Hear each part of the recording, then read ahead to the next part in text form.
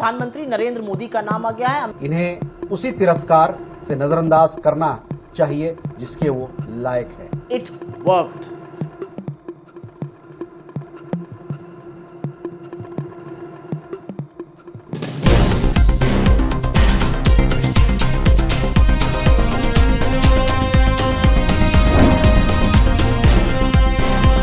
नमस्कार दर्शकों, आप देख रहे हैं द संकेत लाइव और मैं हूं तमन्ना। आज का ये वीडियो बेहद गंभीर, बेहद संवेदनशील और भारत की साख, भारत की विदेश नीति और देश के सर्वोच्च पद पर बैठे प्रधानमंत्री की पारदर्शिता से जुड़ा हुआ, क्योंकि अमेरिका में सामने आई तथाकथित एप्स्टीन फाइलों ने एक ऐसा दावा उछाल दिया है जिसने पूरी राजनीति में भूचाल ला दिया है। सवाल उठ रहा है कि क्या भारत के प्रधानमंत्री नरेंद्र मोदी का नाम अमेरिकी यौन अपराधी जेफरी एप्स्टीन से जुड़ी फाइलों में दर्ज है? क्या वास्तव में एप्स्टीन ने 9 जुलाई 2017 को एक ईमेल में ये लिखा था कि प्रधानमंत्री नरेंद्र मोदी ने उससे सलाह ली और इजराइल में अमेरिकी राष्ट्रपति के फायदे के लिए नाचे गाए और ये सब काम कर गया? अगर ये दावा सच है तो यह केवल एक राजनीतिक मुद्दा नहीं बल्कि राष्ट्रीय गरिमा और अंतरराष्ट्रीय प्रतिष्ठा से जुड़ा मामला बन जाता है। और अगर ये दावा झूठ है तो फिर सवाल उठता है कि इतनी बड़ी कहानी गढ़ी कैसे गई और किस उद्देश्य से। आज हम इसी पूरे मामले की परत दर परत पड़ताल करेंगे, बिना किसी उत्तेजना के, बिना किसी अफवाह के, केवल तथ्यों के आधार पर। सबसे पहले समझते हैं एप्स्टीन फाइल्स आखिर है क्या।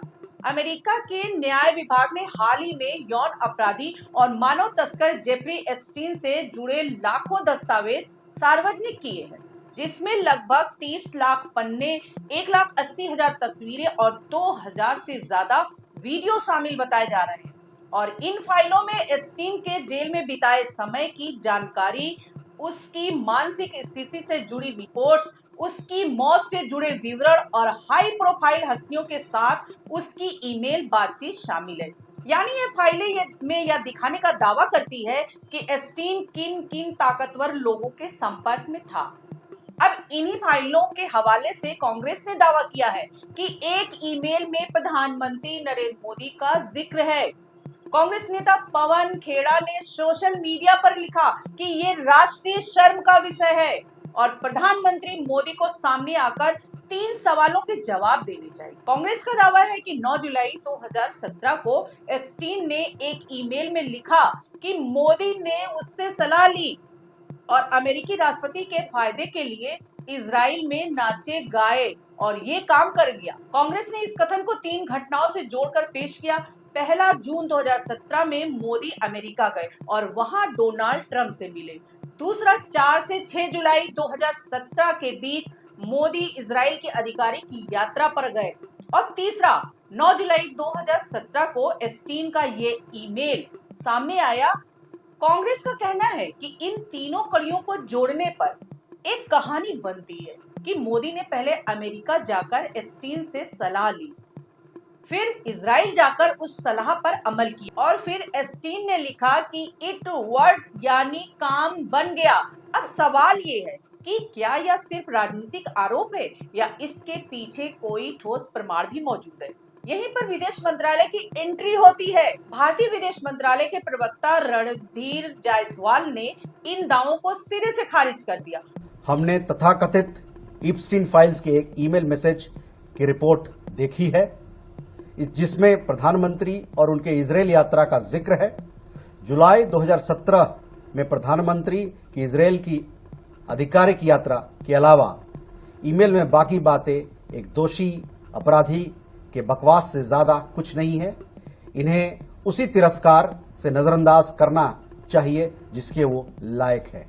उन्होंने कहा कि जुलाई 2017 में प्रधानमंत्री की इजराइल यात्रा एक आधिकारिक यात्रा थी और ईमेल में लिखी बाकी बातें एक दोषी अपराधी की बेकार की बकवास से ज्यादा कुछ नहीं है और इन्हें पूरी तरह नजरअंदाज किया जाना चाहिए। यानी सरकार का स्पष्ट स्टैंड है कि मोदी और एप्स्टीन की किसी भी मुलाकात का कोई सवाल ही नहीं उठता। अब दर्शकों, यहाँ एक बेहद महत्वपूर्ण बात समझना जरूरी है।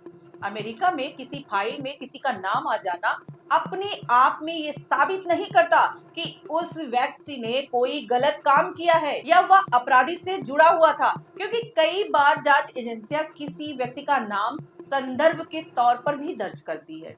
कई बार ईमेल में नाम का जिक्र अफवाह या डींग हाँकने के लिए भी किया जा सकता है, खासकर एप्स्टीन जैसे व्यक्ति के मामले में जो खुद को ताकतवर लोगों के करीब दिखाने की कोशिश करता था ताकि अपनी हैसियत बढ़ा सके।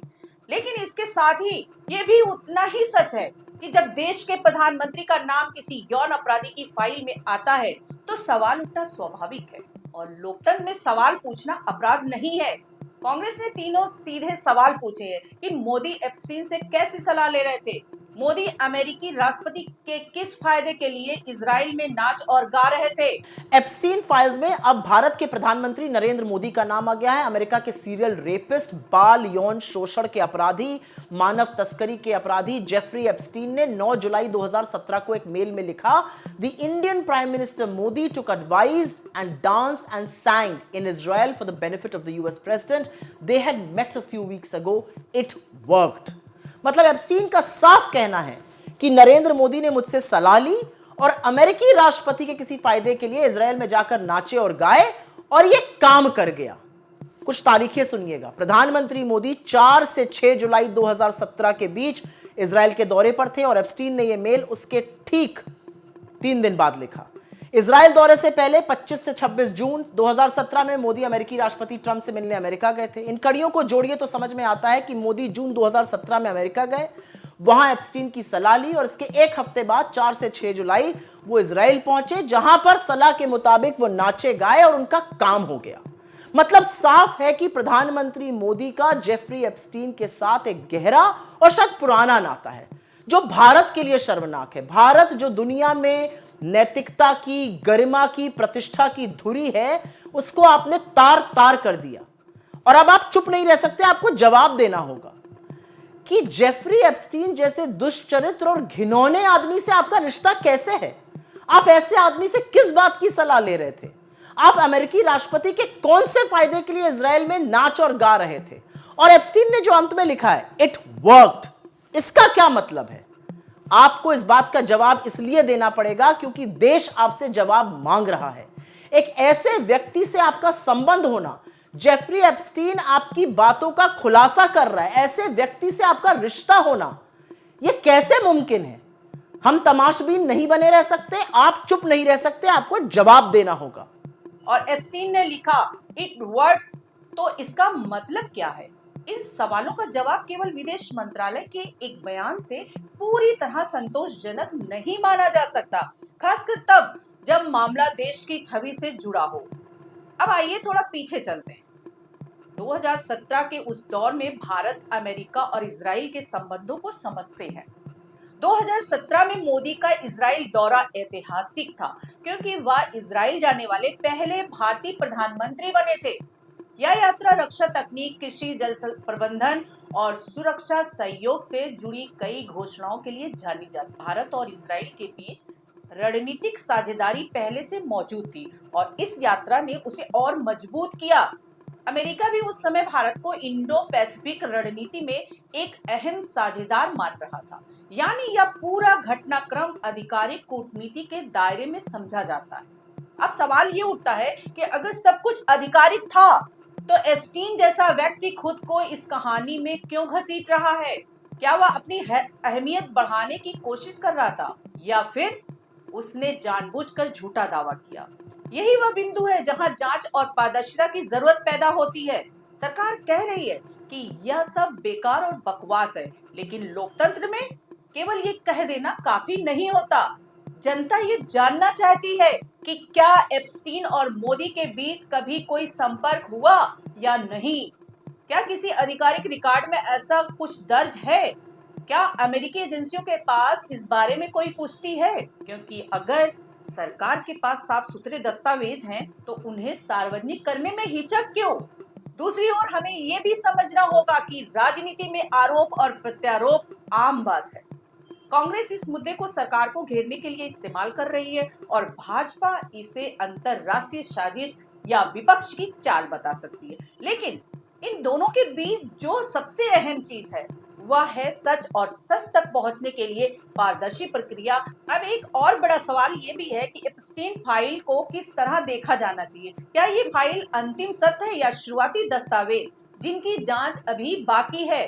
अमेरिका के डिप्टी अटॉर्नी जनरल ने कहा है कि यह एक व्यापक पहचान और रिव्यू प्रोसेस का अंत है, लेकिन डेमोक्रेट्स का कहना है कि करीब 25 लाख दस्तावेज अभी रोके गए हैं, यानी यह कहानी अभी खत्म नहीं हुई है। ऐसे में किसी भी निष्कर्ष पर जल्दबाजी करना खतरनाक हो सकता है। दर्शकों, द संकेत लाइव का मकसद ना तो किसी को बिना सबूत दोषी ठहराना है और न कि ही आंख मूंद कर किसी का बचाव करना। हमारा मकसद है सवाल उठाना, सच के साथ खड़ा होना और जनता तक संतुलित जानकारी पहुंचाना। इसलिए आज हम यही कहेंगे कि अगर मोदी और एप्स्टीन के बीच किसी भी तरह का संपर्क नहीं था तो सरकार को और ज्यादा स्पष्टता के साथ सामने आना चाहिए।